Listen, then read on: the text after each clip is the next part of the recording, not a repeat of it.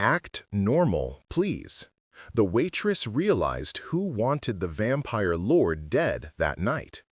The poison hit the wineglass rim at the exact moment Nina's hand reached for it, and the only reason she noticed was because the elderly woman in the corner booth, the one who'd been knitting for the past 2 hours, moved her fingers in a pattern that made the liquid shimmer with unnatural iridescence before it dissolved into transparency. Wait, before the next revelation happens. If this mystery has already captivated you, let us know where you're following this story from. To make sure you don't miss any unexpected alliances or awakened powers, subscribe and join our circle. The game is about to change. Now, back to the scene. Nina Reeves had been a waitress at the Crimson Pearl for 3 years, long enough to know that nothing unusual ever happened at Table 7. It was the corner table, the one with the velvet curtain that could be drawn for privacy, the one that cost triple the normal rate, and was booked 6 months in advance. Tonight's reservation was under the name Thorne, no first name, just Thorne, paid in advance with enough money that Marcus, the owner, had personally polished the silverware. The restaurant occupied the ground floor of a converted Victorian mansion in the art district of Ashmont City, where old money met new ambition, and both pretended not to notice the creatures that walk among them. It was 10:47 p.m. on a Thursday in late October, and the dinner rush had faded to just 4 occupied tables. A young couple celebrating an anniversary at Table 3, a business meeting that had grown increasingly drunk at Table 5, the knitting woman at Table 9, and Table 7, where Lord Cassian Thorne sat alone, reading a leather-bound book that looked older than the building itself. Nina had served him before, twice, maybe 3 times over the years. He was unforgettable in the way that dangerous things often are.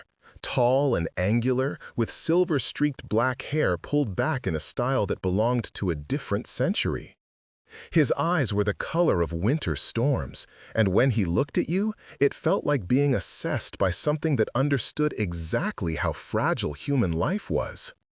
He was also, Nina had realized on his second visit, absolutely not human. The signs were subtle if you didn't know what to look for. He never ate, only drank wine, always the 1847 Chateau Margaux, the most expensive bottle in the cellar. He didn't breathe with any regular rhythm. His skin had the kind of perfection that didn't exist in nature, unmarred by pores or blemishes or the tiny imperfections that proved something was alive rather than carved from marble. And once, when he'd handed her his credit card, his fingers had been cold enough that she'd felt it through the leather. Vampire. The word had crystallized in her mind then, sharp and certain. Lord Cassian Thorne was a vampire, and he came to the Crimson Pearl because it was neutral territory, because Marcus had some kind of arrangement with the supernatural community, because even immortal predators sometimes needed a place where they could sit undisturbed with a book and a glass of wine that probably reminded them of being human. Nina had never mentioned it to anyone.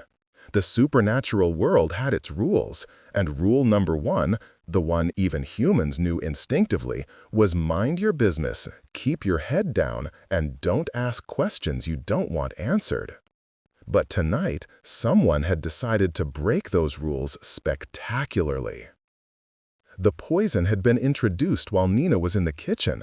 She'd taken Lord Thorne's order, the usual wine, no food, and had returned with the bottle for his approval. Standard procedure for expensive vintages. Show the label, let the customer verify it's the correct year, open it tableside, pour a taste for approval. She'd done this ritual dozens of times.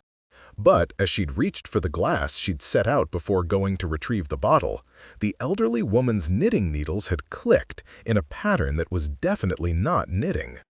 The sound had drawn Nina's eye just in time to see the shimmer, the briefest rainbow effect across the wine's surface, like oil in water. Then it was gone, and the wine looked normal. Nina's hand froze halfway to the glass. Her training screamed at her to complete the motion, pour the wine, serve the customer, don't cause a scene. But something deeper, survival instinct maybe, or the part of her that had recognized Lord Thorne's nature, made her pull back. "Is something wrong?" Lord Thorne asked. His voice was cultured, accented with something European and old. He hadn't looked up from his book. Nina's mind raced. If she said something was wrong with the glass, she'd have to explain how she knew. If she said nothing and served the poisoned wine, she'd be complicit in attempted murder. If she caused a scene— "Act normal, please," a voice whispered, so quiet Nina almost thought she'd imagined it.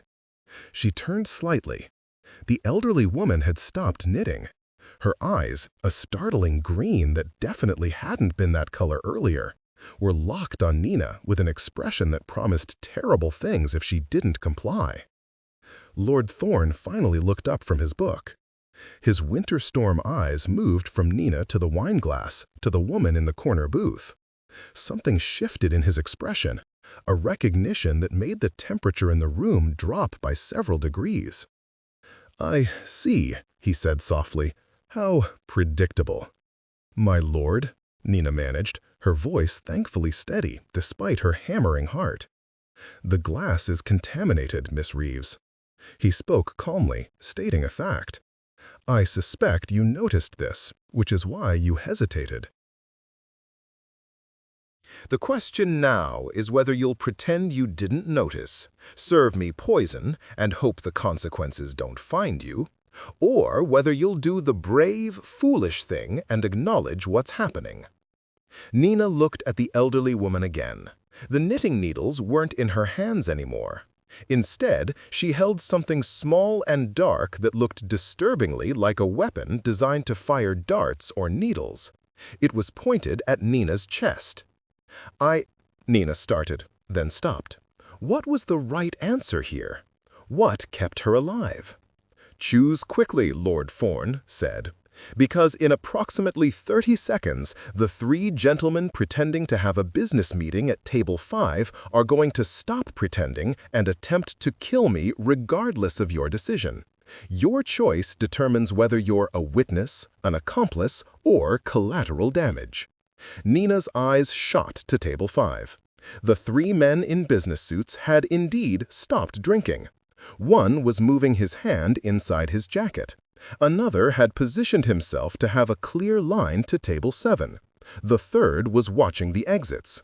This was an assassination attempt. In her restaurant on a Thursday night. "New glass," Nina said, surprised by the firmness in her voice. "I'll get you a new glass, my lord. This one has a spot." She saw the elderly woman's finger tighten on whatever weapon she held. She saw the men at table 5 tense. She saw Marcus behind the bar start to move toward them. And she saw Lord Thorne smile. It was not a comforting expression. "Excellent choice, Miss Reeves. I'll remember this." Nina grabbed the contaminated glass and the wine bottle, turned on her heel with the practiced grace of someone who'd been serving tables for years, and walked toward the kitchen as though nothing unusual was happening. Behind her, she heard chairs scraping, movement, the beginning of something violent. Then she heard Lord Thorne say very clearly, "Gentlemen, lady, I appreciate the effort, truly. But if you're going to attempt regicide, at least have the courage to do it properly. This ambush in a restaurant approach is so disappointingly modern." Nina pushed through the kitchen doors just as the screaming started. The kitchen was chaos, not because of what was happening in the dining room, but because Louis the line cook had dropped an entire tray of steaks and was trying to salvage them before Chef Martinez noticed. The noise of the dining room violence was muted by the heavy doors and the general kitchen cacophony. Nina set the wine bottle down carefully and stared at the poisoned glass. Up close, without the shimmer to alert her, it looked perfectly normal. Whatever had been used was sophisticated, designed to be undetectable to normal senses. But she'd seen it. The woman's magic, because what else could that deliberate finger pattern have been, had revealed it for just a moment. Why? To make sure Nina knew? To test whether she'd comply? Or to ensure Lord Thorne's enemy got credit for the kill rather than an accident? "Table 7, Marcus said, appearing at her elbow so suddenly she nearly dropped the glass. "What's happening?" Marcus Chen was 45, wore expensive suits that didn't quite hide his boxer's build, and ran the Crimson Pearl with an efficiency that suggested either military background or something similar. He was also, Nina had learned, one of the few humans in Ashmont City who actively mediated between supernatural factions. Neutral ground didn't maintain itself. "Assassination attempt," Nina said quietly. "Poison in the glass. The woman at table 9 is part of it, along with the 3 men at 5. They're trying to kill Lord Thorne." Marcus's expression didn't change, but his hand moved to his phone. "Did he drink it?" "No, I caught it before." A crash from the dining room interrupted her, followed by a sound like breaking glass amplified 1,000 times. The lights flickered. Someone was shouting in a language Nina didn't recognize. "Stay here," Marcus ordered, already moving toward the doors. "But, Nina, stay here!" He pushed through the doors. Through the circular windows, Nina could see flashes of movement. Table 5 was overturned. The elderly woman was no longer in her seat. Lord Thorne stood in the center of the room, and though Nina couldn't see details clearly, there was something different about him now, something that made her hindbrain scream predator in a way his normal appearance never had. The couple at table 3 were huddled under their table, smart. One of the men from table 5 flew backward, hit the wall hard enough to crack the plaster, and didn't get up. Another was on the ground, clutching his arm, which bent at an angle arms weren't meant to bend.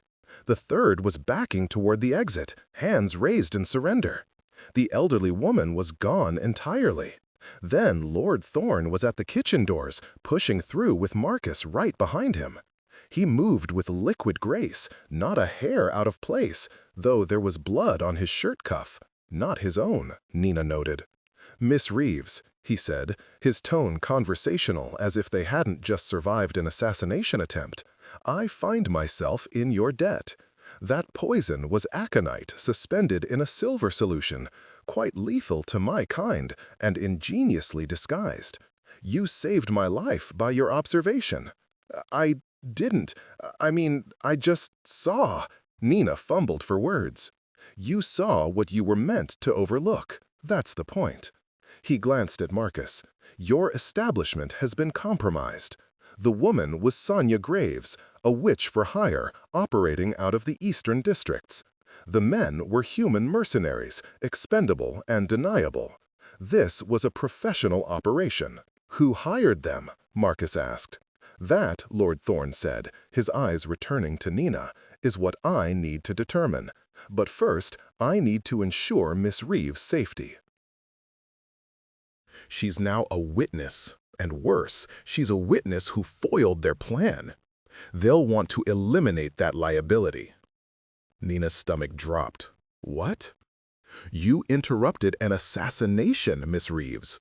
Whoever paid for this attempt will know their team failed. They'll review what happened, realize you warned me about the poison, and conclude you're a threat to their anonymity. Standard protocol would be to eliminate you." "This is insane. I'm a waitress. I just saw something weird in a wine glass." "And in doing so, you stepped into a game much larger and more dangerous than you realize." Lord Thorne moved closer, and Nina fought the urge to step back. "But fortunately for you, you've also gained a very powerful protector. I don't forget debts, Miss Reeves. You'll have my protection until this matter is resolved." "And how long will that take?" "That depends entirely on how quickly I can identify who wants me dead." He smiled, and this time it was all predator, all the humanity stripped away to reveal the apex predator underneath. I have suspicions, of course. I've lived 600 years and made countless enemies. But the method suggests specific possibilities, and the location, neutral ground, a public assassination, suggests desperation or a message. Marcus cleared his throat. The authorities won't be involved, Lord Thorne interrupted. This is Covenant business. I'll handle it through proper channels. He looked back at Nina. Miss Reeves, do you have family in the city? Anyone who might be targeted as leverage? Nina thought of her studio apartment, her cat, her younger brother at college 3 states away. No one local. Good. Nevertheless, you won't be going home tonight. Marcus, I trust you can arrange accommodation. The upstairs apartments, Marcus confirmed. Unit 3 is empty. Excellent. Miss Reeves will stay there under guard until I've addressed this situation. Lord Thorne was already moving toward the door, then paused. Oh, and Miss Reeves, thank you. Genuinely. It's been quite some time since anyone bothered to save my life. I'd forgotten what gratitude felt like. Then he was gone, moving through the dining room where 2 more of Marcus's security team were dealing with the unconscious assassins. The couple from table 3 were being escorted out a side door, probably with a significant discount and a non-disclosure agreement. Nina stood in the kitchen, holding a poisoned wine glass, and tried to process what had just happened to her completely normal life. Upstairs, Marcus said gently, Rosa will show you to the apartment. Get some rest. We'll talk in the morning. My shift isn't over. Your shift ended the moment you became involved in supernatural politics. Consider yourself on paid leave until this resolves. Rosa appeared, one of the bartenders, a woman in her 50s who'd always been kind to Nina. She took Nina's arm gently. Come on, honey, let's get you settled.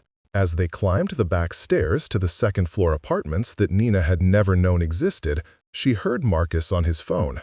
Yes, we had an incident. Thorne was the target. No, he's fine, but we have a human witness who needs protection. Nina's hands started shaking. Rosa noticed, squeezed her arm supportively. First time? First time what? First time seeing the real world, the one underneath the normal one. I knew, Nina said. I knew about things. I just never thought I'd be part of it. Nobody does, honey. Nobody does. The apartment was small but comfortable. A studio with a kitchenette, a bathroom, and a window that overlooked the alley behind the restaurant. Rosa showed her the locks, 3, all reinforced, the phone, direct line to Marcus's office, and the emergency button, disguised as a light switch, would bring security immediately. Try to sleep, Rosa advised. Lord Thorne is, well, he's intense, but he's honorable. If he said you're under his protection, you are. Nothing will touch you. After Rosa left, Nina sat on the bed and stared at her hands. They'd stopped shaking, which seemed wrong. She should be terrified. She should be calling the police or her brother or someone. Instead, she found herself thinking about the shimmer in the wine glass, the pattern of the woman's fingers, the certainty in Lord Thorne's voice when he'd said she'd saved his life. She'd stepped into something tonight, something dangerous and strange and completely outside the normal rules of existence. And the terrifying part, the part she didn't want to examine too closely, was that she wasn't sorry. Nina didn't sleep. She tried, but every time she closed her eyes, she saw the shimmer, saw the assassins moving, heard Lord Thorne's voice saying, "Act normal, please," as though attempted murder was just another Thursday inconvenience. Around 3 a.m., she gave up and moved to the window. The alley below was empty except for the usual urban detritus. Dumpsters, discarded boxes, a cat investigating something interesting near the fire escape. Normal. Everything looked so normal. A knock on the door made her jump. "Miss Reeves, it's Marcus. May I come in?" Nina unlocked the 3 bolts and opened the door. Marcus looked tired, his suit jacket gone, his shirt sleeves rolled up. He carried a tray with tea and what looked like sandwiches. "Thought you might be awake," he said, entering when she stepped aside. Most people can't sleep after their first real encounter. Is it always like this? The violence? No. Usually, the supernatural community is quite good at keeping their conflicts quiet. Tonight was unusual, sloppy even, which tells me whoever ordered the hit was either desperate or sending a message. He set the tray on the small table. Lord Thorne called. He's identified 3 potential suspects. He'll be by tomorrow evening to brief you. Why does he need to brief me? I just saw poison. That's all I can tell anyone. Marcus sat, gestured for her to do the same. Because you saw how it was delivered. The method matters as much as the intent. Different supernatural factions have different styles, different capabilities. The fact that a witch was involved, that silver suspension poison was used, that they chose neutral ground, all of these details point towards specific players. Nina picked up a sandwich without really seeing it. You know about all this. The supernatural world, the politics, the game? Marcus smiled without humor. I've been playing it for 20 years. I was military intelligence before I opened the Crimson Pearl. Got recruited into a task force that handled supernatural incidents. Learned quickly that the monsters aren't always the ones with fangs. Why a restaurant? Neutral ground is valuable. Everyone needs a place where they can meet without worrying about ambush or betrayal. Well, usually, he grimaced. Tonight's attack violated centuries of protocol.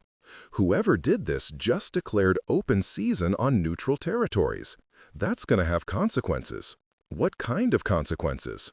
The kind where every faction with a stake in maintaining peace is going to want answers. Lord Thorne is powerful, very powerful, but he's also part of a larger structure.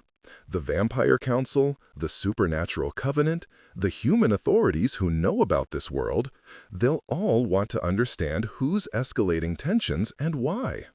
Nina finally bit into the sandwich. Chicken salad. She chewed mechanically. And I'm caught in the middle. You're under Lord Thorne's protection, which means you're safer than you realize. But yes, you're involved now. The question is what you want to do about it. What do you mean? Marcus leaned back in his chair. You could walk away. After this resolves, you could transfer to another city, start fresh, pretend none of this happened. Or, he paused, studying her, or you could learn. The Crimson Pearl always needs people who can navigate both worlds. People who can see the shimmer in the wine glass and make the right choice. You're offering me a job? I'm offering you a choice, but not tonight. Tonight, you rest. Tomorrow, Lord Thorne will explain what's at stake. After that, you decide. He stood, moved toward the door, then turned back. For what it's worth, you did well tonight. Most people freeze or panic. You saw, assessed, and acted. That's rare. After he left, Nina finally ate the sandwiches and drank the tea. It was chamomile, probably meant to help her sleep. It didn't work, but the gesture was kind. She spent the rest of the night researching on her phone. Ashmont City supernatural incidents, vampire politics, the Covenant. Most of what she found was speculation, conspiracy theories, and creative fiction. But buried in the noise were threads of truth, documented disappearances, unexplained phenomena, patterns that suggested something operating beneath normal reality. Lord Cassian Thorne appeared in several forums. Descriptions varied, but certain details remained consistent. Ancient, powerful, honorable by vampire standards, and deeply involved in maintaining the peace between supernatural factions and human authorities. Some posts called him the Shadow Lord of Ashmont. Others said he was one of the original architects of the Covenant. One post, buried deep in a forum about supernatural nobility, included a grainy photograph from what looked like the 1920s. A man in period dress standing beside a vintage car, his face partially shadowed but recognizable. The same angular features, the same intense eyes. The caption read, "Lord C. Thorne, photographed at the Ashmont Founders Ball, 1923. Note the daylight. This was before his transformation. Before his transformation. So he'd been human once. Somehow, that made him seem less alien, more understandable. Nina was still reading when dawn broke, painting the alley in shades of gold and pink.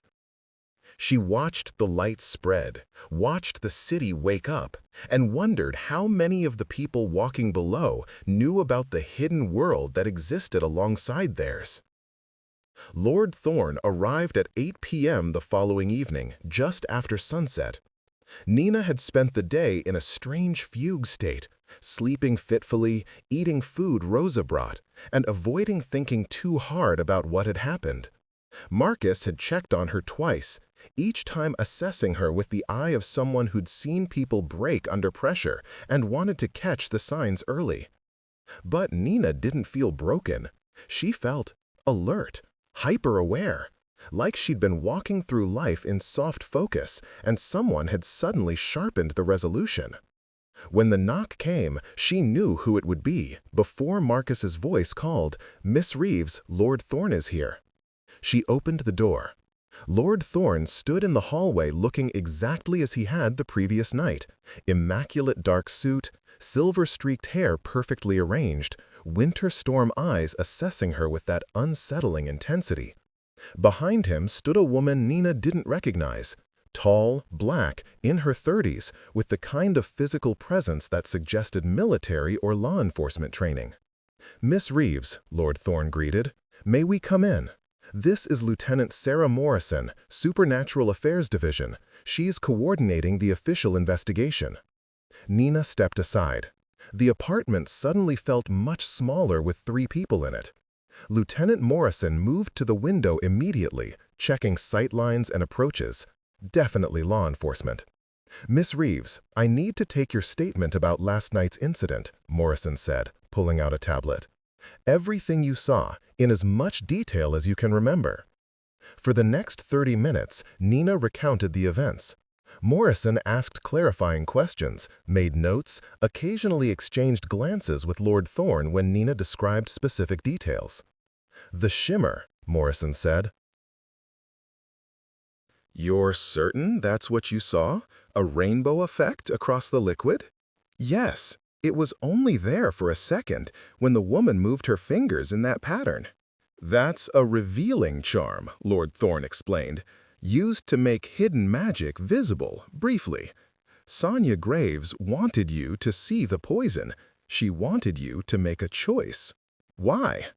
"Because," Morrison said, "the contract on Lord Thorne specified that his death had to appear accidental or self-inflicted. Serving him poisoned wine at a restaurant where he's a regular customer would look like someone tampered with the bottle during storage, an accident, or possibly the restaurant's fault, but not an assassination. If you'd served the wine without noticing, you'd have been an unwitting accomplice. Your cooperation would have strengthened that narrative. But I didn't cooperate. No, which forced them to escalate to direct assault, which exposed them and invalidated the contract." Lord Thorne moved to the window beside Morrison. "The question is, who hired them? I've identified 3 primary suspects based on the method and timing." He pulled out his phone, brought up 3 photographs, and laid the device on the table where Nina could see.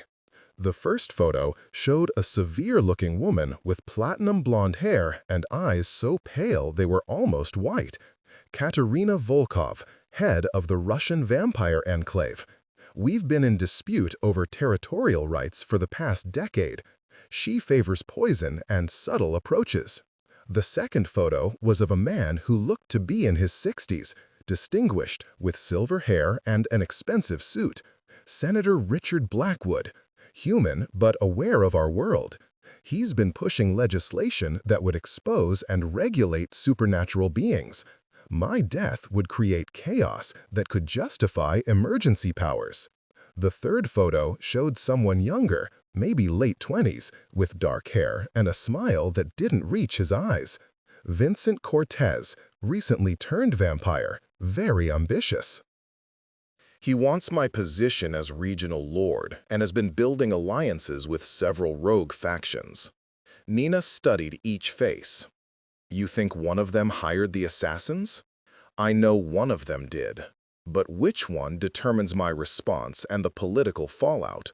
Lord Thorne took his phone back. The poison choice suggests Volkov. She's known for aconite compounds. The neutral ground violation suggests Blackwood. He'd see it as proving supernatural beings can't be trusted. The sloppiness suggests Cortez. He's inexperienced with professional operations. Or, Morrison interjected, someone wants you to think it's one of these three. False flag operations are common in supernatural conflicts. Indeed, which is where Miss Reeves becomes crucial. Nina looked up. How? Because you saw something no one else did, Lord Thorne said. You saw Sanja Graves use a revealing charm. That's highly unusual. Revealing charms are typically used to expose traps or hidden magic, not to ensure someone sees your own work. Unless, she finished, which means she was either warning her or testing her. Or marking her, Lord Thorne added quietly. The room went silent. Nina felt cold. Marking me? Witches can tag people with trace magic. Once tagged, you can be tracked, scried, targeted from a distance. Lord Thorne turned to Morrison. I need a ward specialist, full sweep. I'll call it in, Morrison said, already moving toward the door. Miss Reeves, don't leave this room until we've cleared you. If you're tagged, we need to remove it before it can be activated. She paused at the threshold. And Nina, you did good last night. Not many civilians would have made the choice you did. After Morrison left, Nina and Lord Thorne were alone. He remained by the window, looking out at the darkening city. Why? Nina finally asked. Why would she tag me? Several possibilities. To track our investigation, to use you as a hostage, to set you up as a scapegoat if a second attempt fails. He glanced at her. Or because whoever hired her recognized that you'd be an obstacle and wanted insurance. I'm not an obstacle, I'm a waitress. You're a witness who foiled an assassination. In certain circles, that makes you significant. He moved from the window, sat in the chair across from her. Miss Reeves, Nina, I need to ask you something, and I need you to answer honestly. Last night when you saw the shimmer, why did you act? You could have pretended not to notice, could have served the wine and claimed ignorance. Why didn't you? Nina thought about it. I don't know. It just seemed wrong. Letting someone be killed when I could prevent it, even though that someone was a vampire, a predator by nature, even though. She met his eyes. You've been coming to the Crimson Pearl for years. In all that time, you've never hurt anyone there. Never fed on customers, never threatened staff. You just read your books and drank wine. You seemed lonely. Something flickered across his expression. Lonely? Yes. Like someone very old and very tired, looking for a few hours of peace. She shrugged. I couldn't let someone murder a lonely person, even a vampire. Lord Thorne was quiet for a long moment. 600 years, he finally said. I've lived 600 years, and I can count on one hand the number of humans who've seen me as anything other than a threat or a tool. You're remarkably perceptive, or remarkably naive. Perhaps both. He stood. The ward specialist will be here within the hour. If you're tagged, they'll remove it. After that, Lieutenant Morrison and I will pursue the investigation. You'll remain here under protection until we've identified and addressed the threat. And then you decide what you want. Marcus has offered you a position that would keep you in this world. Or you can walk away, return to normal life. Pretend this was just a bizarre anomaly. He moved toward the door, then paused. But Nina, whatever you decide, I meant what I said. I'm in your debt. If you ever need anything, anything at all, you need only ask. I'll remember that. After he left, Nina sat alone in the apartment and tried to process everything. Tagged with magic, 3 suspects, political fallout, and somewhere in all of it, a person, human or supernatural, who wanted Lord Thorne dead badly enough to violate centuries of protocol.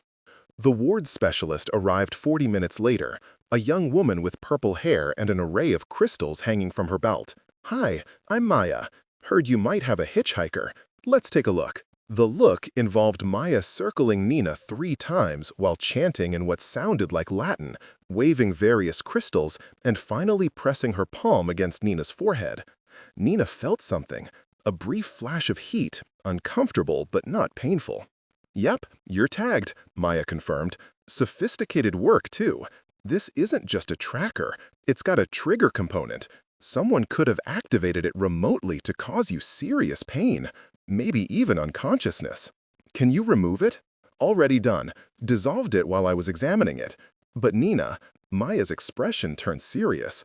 "Whoever placed this on you is a professional, like top-tier professional. Sonia Graves is good, but this work is beyond her usual level. Either she was working from someone else's design, or she's been holding back her true skill." "What does that mean?" "It means whoever hired her paid a lot of money and probably told her exactly what to do. This wasn't improvised. This was planned, down to using you as a specific piece on the board." Maya packed up her crystals. "Watch yourself, okay? You're involved in something big, and big things have a way of getting dangerous." The investigation progressed over the next 3 days. Nina remained in the apartment, working remotely on laptop tasks Marcus assigned her, updating menus, processing reservations, anything to keep her busy and justified the paid leave. But mostly, she listened. Morrison came by twice daily with updates. Sonia Graves had vanished, her apartment cleaned out, her usual contacts silent, every magical trace of her presence meticulously erased. The mercenaries from Table 5 had given statements that amounted to, "We were hired by an intermediary, never saw the client." The contaminated wine glass had been analyzed, aconite in silver suspension, just as Lord Thorne had said, with a subtle masking spell that would have made it undetectable to normal chemical analysis. "Dead ends everywhere," Morrison said on the 3rd evening. "Whoever organized this knew exactly how to cover their tracks. We're running forensic divination, but someone's blocking it. Powerful counterspells every time we try to trace the magic." "What about the 3 suspects?" Nina asked. "All have alibis. Volkov was at a council meeting in New York, verified by multiple witnesses. Blackwood was giving a speech to donors in Washington, video evidence. Cortez was, well, Cortez is the interesting one." "Interesting how?" Morrison pulled out her tablet, showed Nina a surveillance photo. Vincent Cortez stood outside a warehouse, talking to someone whose face was obscured by shadow. He was in the warehouse district on the night of the attempt. Specifically, he was at a location known to be used by contractors for hire. But he claims he was there discussing business, and we can't prove otherwise without probable cause for a warrant. "You think it's him?" "I think he's the most likely, but likely doesn't give us legal standing, and moving against a vampire lord without solid evidence would cause political chaos." Morrison sat heavily in the chair.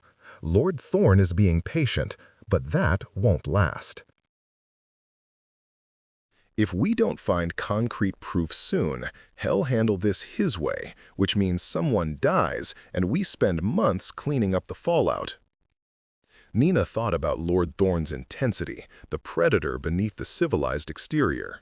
What's his way? Direct confrontation. Challenge Cortez publicly, force him to either confess or fight. Winner survives, loser doesn't. It's traditional, legal under vampire law, but messy and tends to create power vacuums that attract worse players. There has to be another option. We're working on it. Morrison stood. "Lord Thorne wants to see you tonight. He'll be by around 9. Don't worry, he's been cleared through security." After Morrison left, Nina found herself pacing the small apartment. 3 days of being cooped up, 3 days of watching the investigation stall, 3 days of knowing someone wanted her dead or at least controlled. It was wearing. When the knock came at 9 p.m., she opened the door immediately. Lord Thorne stood there, and for the first time since she'd met him, he looked tired. Not physically. Vampires didn't get tired in the human sense, but there was something in his eyes that suggested weariness of the soul. "Miss Reeves. Nina, may I come in?" "Of course." He entered, declined her offer of tea, and stood by the window in his usual position. "We're no closer to identifying my would-be assassin. The investigation has hit walls in every direction. I'm considering alternative approaches. Morrison mentioned you might challenge Cortez directly. She disapproves. She's not wrong. It's crude and potentially destabilizing. But I'm running out of civilized options." He turned to face her. "Which brings me to why I'm here. I need your help with something unorthodox." "My help?" "You saw something no one else did. You made a choice that disrupted their plan. And you've been tagged with sophisticated magic that suggests you're more important to this than anyone initially realized." He moved closer. "I think you might be the key to unraveling this, but it requires putting you in potential danger, which I'm reluctant to do, given that you're under my protection." "What do you need me to do?" Lord Thorne studied her for a long moment. "I need you to work your normal shift tomorrow night. Return to the floor of the Crimson Pearl as though everything is normal. Marcus will have security present, and I'll be in the vicinity. But you'll be visible, accessible, bait." "Bait for what?" "For whoever hired Sonia Graves. They know you foiled their first attempt. They know you were tagged and the tag was removed. They know you're protected but currently hidden. If you emerge, act normally, show no fear. They'll either try again, or they'll make contact." "Make contact? Why would they do that?" "Because you're a variable they don't understand. A human waitress who can see through magical concealment, who chose to intervene, who's now under a vampire lord's protection. That makes you interesting, potentially useful, possibly recruitable." His expression was unreadable. "Or possibly a loose end that needs tying up." Nina's mouth was dry. "And if they try to tie up that loose end?" "Then we catch them in the act, identify them, and this ends." Lord Thorne's voice softened. "I won't lie to you, Nina. This is dangerous. There's a real possibility you'll be targeted again. But you'll be protected. Marcus's best security, Morrison's team on standby, and me personally guaranteeing your safety. Nothing will touch you." "You can't guarantee that. Something always goes wrong." "Yes, but I'm very good at handling things that go wrong." He paused. "This is your choice. You can refuse, stay here, wait for the investigation to progress through conventional means. Or you can help me draw them out. Either way, you have my protection and my gratitude." Nina thought about it. 3 days of hiding, 3 days of feeling like prey, 3 days of letting others control the situation while she waited passively. "I'll do it," she said. "But I need to know something first. Ask. Why me? Really? You're 600 years old. You've survived countless threats. You have resources, allies, power. Why does it matter that a waitress saw poison in a wine glass?" Lord Thorne was quiet for so long Nina thought he wouldn't answer. Then, "Because in 600 years, most people who've tried to save my life have done so out of obligation, fear, or hope of reward. You did it because you thought it was right. Because you saw someone lonely having a quiet evening and decided they deserved not to be murdered."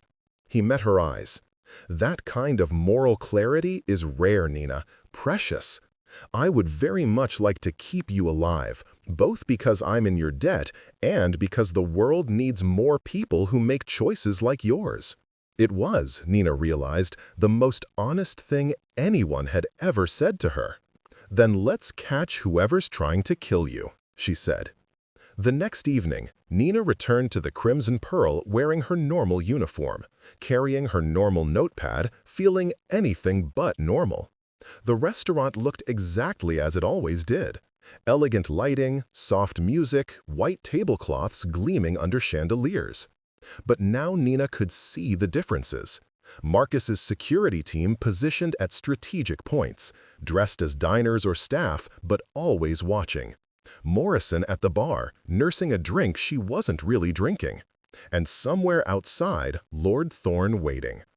Table 7 had been reserved.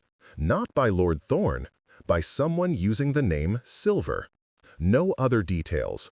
Paid in advance, in cash, through a courier service that had already been traced back to a dead end.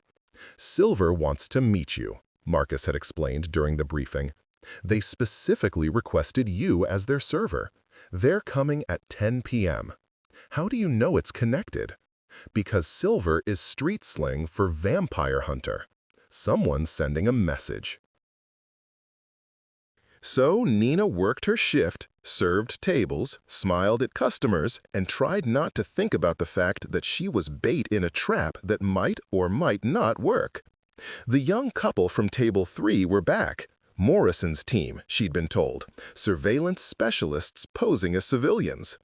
The drunk business meeting had been replaced by a family birthday party that was almost certainly more security. At 9:55 p.m., the door opened and Nina's blood froze. The elderly woman from 3 nights ago, Sonia Graves, the witch for hire, walked in wearing a different outfit but the same face. She moved to Table 7 without waiting to be seated, sat down, and smiled directly at Nina. "Good evening," she said pleasantly. "I believe I have a reservation." Nina's training took over. Smile, nod, approach the table professionally. "Good evening. Yes, Table 7 under the name Silver. Welcome to the Crimson Pearl." Up close, Sonia Graves looked different than she had during the assassination attempt. Less grandmother knitting, more professional operative. Her green eyes, definitely enchanted, Nina could see the spell now, studied Nina with clinical interest. "You're wondering why I'm here?" Sonia said. "I'm here to take your drink order, ma'am."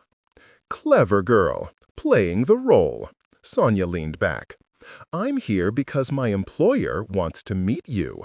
Properly, without violence or misunderstanding. They're very interested in you, Nina Reeves." "I'm not interested in them." "No? Not even curious about who wanted Lord Thorne dead? About why they chose this method? About what they're offering you in exchange for cooperation?" Nina's hand tightened on her notepad. "I'm not helping anyone murder people." "Who said anything about murder? Perhaps my employer simply wants Lord Thorne removed from power. Alive, but elsewhere. Perhaps they have legitimate grievances. Perhaps the vampire lord you saved is not the noble protector you imagine." Sonia's smile widened. "Or perhaps I'm lying and testing your reactions." Hard to know. What do you want? To deliver a message. Sonia placed a small card on the table. "My employer would like to meet with you. Tomorrow night, midnight, at the address on that card. Come alone. They'll explain everything, who they are, why they want Thorne gone, what they're willing to offer you in exchange for your cooperation. And if I don't come? Then the investigation continues its slow progress. Lord Thorne eventually challenges Vincent Cortez to single combat. Cortez dies because he's not the employer, just a convenient patsy. And the real player remains hidden. Oh, and probably a lot of innocent people get caught in the crossfire when Cortez's allies retaliate. Sonia stood. Or you could come to the meeting, learn the truth, and make an informed decision. Your choice. She was already moving toward the door when Nina called out, "Why tag me? Why place that trigger spell?" Sonia paused, glanced back. "Insurance. My employer doesn't trust easily. But you had the tag removed, which took considerable skill and suggests Lord Thorn values you. That makes you worth talking to." She continued toward the exit, then added over her shoulder, "The tag also let me track you, which is how I knew you'd be here tonight. See you tomorrow, Nina. Or don't, but I think you're too curious to stay away." She vanished through the door. Marcus's security team started to follow, but Morrison raised a hand, stopping them. The witch was gone. Trying to pursue would just waste resources and tip their hand. Nina picked up the card. Thick stock, expensive paper, with an address in the warehouse district written in precise calligraphy. 1847 Riverside Drive, Unit 23. Midnight tomorrow. Lord Thorn appeared at her elbow so suddenly she nearly dropped the card. "I heard. You were listening? I was in the kitchen. Marcus has excellent surveillance equipment." He took the card, examined it. "This address is interesting. It's owned by a shell corporation that traces back to several legitimate businesses, all of which have connections to Senator Blackwood's campaign donors. So it's Blackwood? Possibly. Or someone wants us to think it's Blackwood."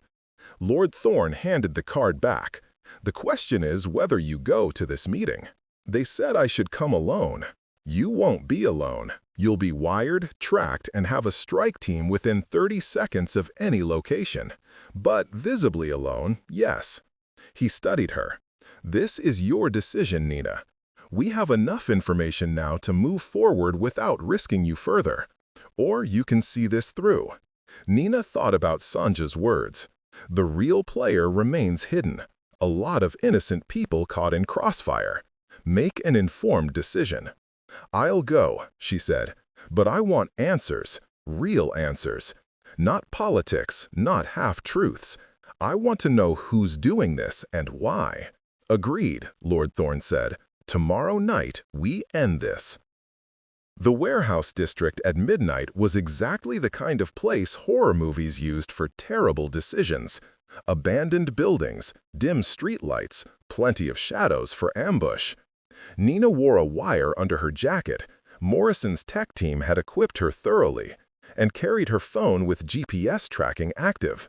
Somewhere behind her, a tactical team followed at a distance. Unit 23 of 1847 Riverside Drive was a converted loft space. The door was unlocked. Nina climbed the stairs, her footsteps echoing in the empty stairwell, and pushed open the heavy metal door at the top. The loft was surprisingly elegant. Exposed brick, modern furniture, floor-to-ceiling windows overlooking the river. And standing by those windows, looking out at the water, was Senator Richard Blackwood. "Miss Reeves," he said, without turning, "thank you for coming." Nina stayed by the door. "You're behind the assassination attempt. Behind implies I wanted it to succeed. I didn't." He finally turned to face her. Up close, he looked older than his photographs, worn down by something beyond physical years. I wanted Lord Thorn to survive. I needed him to survive. But I also needed him to believe someone wanted him dead. Why? Because Cassian Thorn is the linchpin holding together a very fragile piece. Remove him, and the entire supernatural power structure in this region collapses. That collapse would justify emergency legislation I've been proposing, laws that would expose and regulate supernatural beings, bring them under government authority. He moved to a small bar, poured whiskey. But I don't actually want chaos. I want Thorn alive and grateful, indebted to me for helping catch his would-be assassin. Nina's mind raced. You staged a fake assassination to create a debt? I staged a real assassination that I knew would fail because I've been observing the Crimson Pearl for months. I knew you worked there. I knew you had the sight, the ability to see through magical concealment. I knew that if Sonia revealed the poison to you, there was a 73% chance you'd intervene. He smiled without warmth. You were the failsafe, Miss Reeves, the human element that would ensure Thorne survived but felt genuinely threatened. You used me. I gave you a choice. Sonia could have placed that poison invisibly. Instead, she let you see it. You chose to act. That choice saved Lord Thorne's life and set in motion exactly the chain of events I needed. Needed for what? For this conversation. Blackwood set down his glass. Lord Thorne is listening right now, isn't he? Through your wire. Hello, Cassian. Yes, it's me. And before you break down the door in righteous fury, hear me out. Nina touched her earpiece instinctively. Morrison's voice came through. Confirmed. Lord Thorne is en route. Stall for 90 seconds. Talk fast, Nina said. You have 90 seconds before a very angry vampire arrives. 60 seconds is enough. Blackwood pulled out a folder, tossed it on the table between them. That's evidence of a conspiracy, a real conspiracy. Katerina Volkov, Vincent Cortez, and 3 other vampire lords are planning a coordinated uprising. They want to overthrow the current covenant, establish a new order where vampires rule openly rather than hiding in shadows. The first step is removing Thorne, because he's the strongest advocate for the current system. Nina didn't move toward the folder. Why would you care? Because I've spent 20 years building relationships between human government and supernatural leadership. I've helped maintain peace, prevented exposure, kept both worlds stable. Volkov's uprising would destroy all of that. But I can't move against her without proof, and I can't get proof without resources I don't have. Thorne has those resources. So you faked an assassination to make him paranoid, then revealed yourself as the mastermind so he'd, what, trust you? So he'd listen, so he'd see the real threat, so he'd understand that I'm not his enemy, I'm the enemy of his enemies. Blackwood moved toward the window as footsteps pounding up the stairs. 73% probability you'd save him, Miss Reeves. You beat the odds. Now let's see if I beat mine. The door exploded inward. Lord Thorne moved with inhuman speed, crossed the room in a blur, and had Blackwood against the wall before Nina could blink. Morrison and her team flooded in behind him, weapons drawn. Give me one reason, Thorne hissed, not to end you right now. The folder, Blackwood choked out. Read it, then decide. Thorne held him for another moment, then grabbed the folder. His eyes scanned the contents, moving with the speed of someone who'd learned to read centuries before speed reading was a concept. His expression darkened. This is extensive. It's everything. Communication records, financial transfers, meeting locations, the names of 12 vampire lords conspiring with Volkov. Enough to move against all of them simultaneously if you coordinate with the council. Blackwood straightened his jacket. I obtained this through methods I can't disclose, at considerable personal risk, because a vampire civil war would be catastrophic for everyone. You staged an assassination attempt against me to gain leverage for this information. I staged a scenario that would get your attention and make you receptive to an alliance you'd normally reject. Yes. Blackwood looked at Nina. And I used Miss Reeves as a component because humans with the sight are rare, because her moral compass is reliable, and because I knew you'd value her judgment. Was I wrong? Thorne turned to Nina. Did you know about any of this? No, I came here expecting, I don't know what, but not this. She looked at Blackwood. You put me in danger, tagged me, turned me into a game piece. I gave you information no one else could have accessed and arranged for it to be removed before it could be activated. I never intended actual harm. Blackwood's expression softened slightly. For what it's worth, Miss Reeves, your choice to save Lord Thorne was genuine. You acted according to your nature. I simply arranged circumstances to test that nature. Would you have preferred I not create the situation that revealed what kind of person you are? It was a manipulative question, designed to confuse ethics with outcomes. Nina hated that she couldn't immediately dismiss it. Lord Thorne, Morrison said from the doorway, "We've verified the documents are authentic.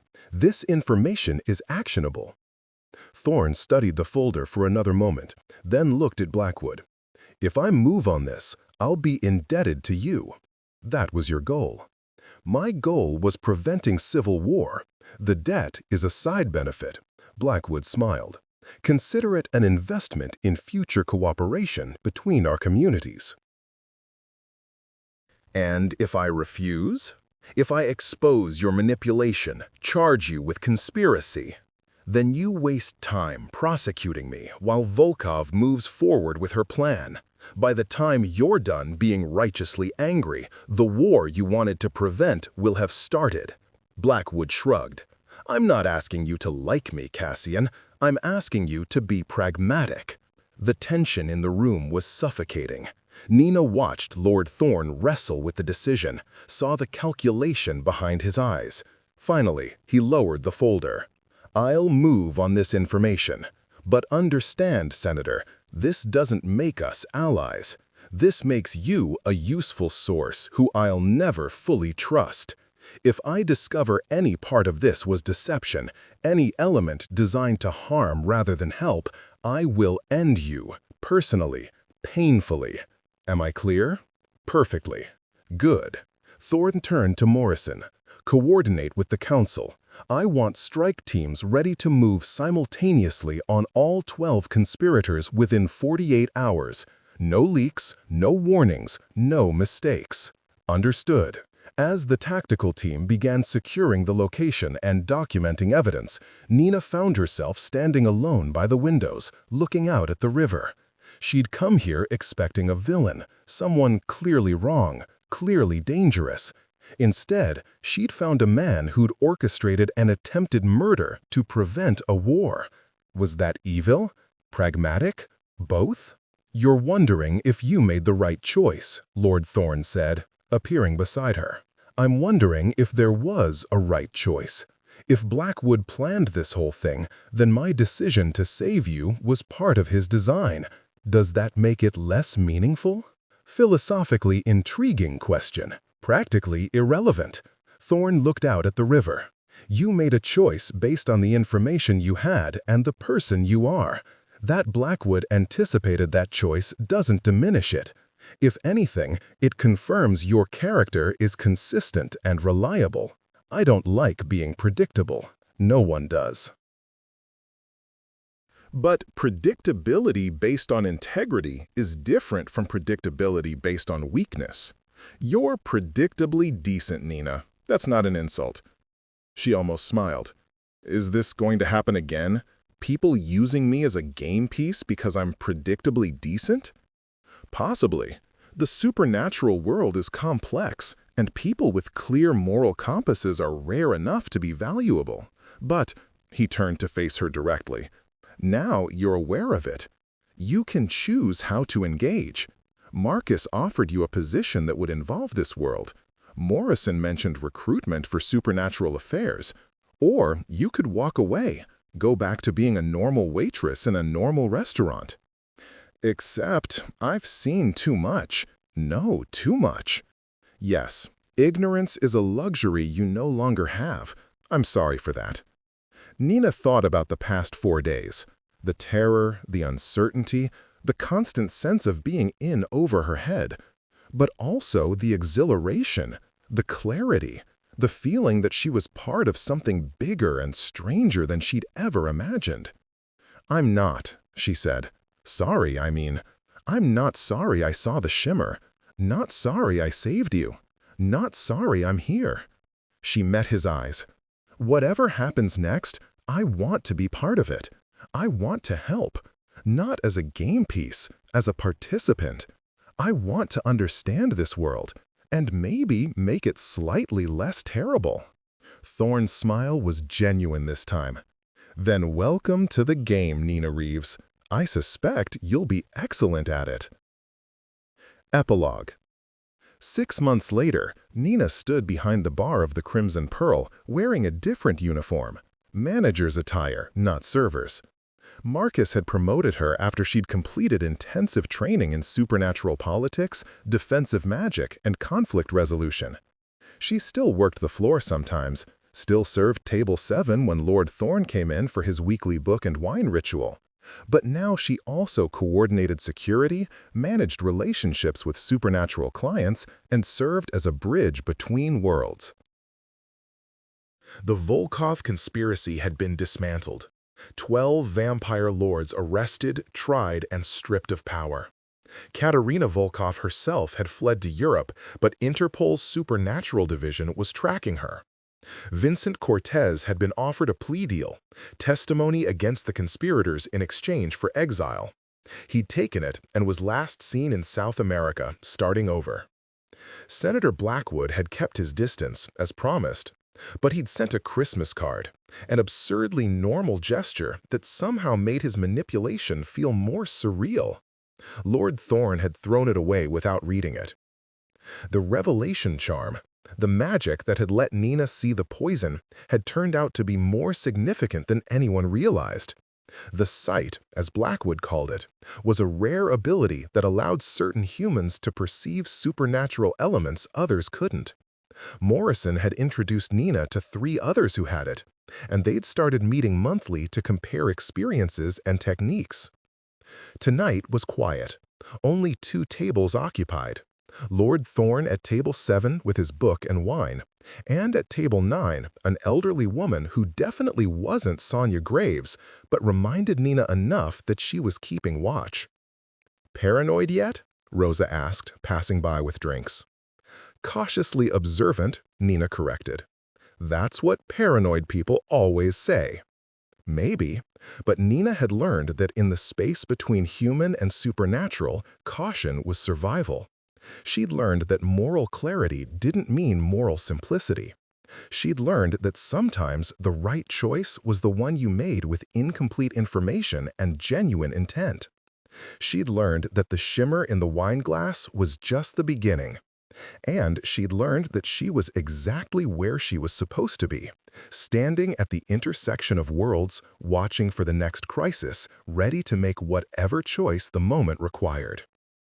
Lord Thorn looked up from his book, caught her eye, and raised his wine glass slightly in salute. Nina nodded back. "Enough," he'd said once. And she'd answered by choosing what was right over what was safe. 6 months later, she was still making that choice, and she suspected she always would.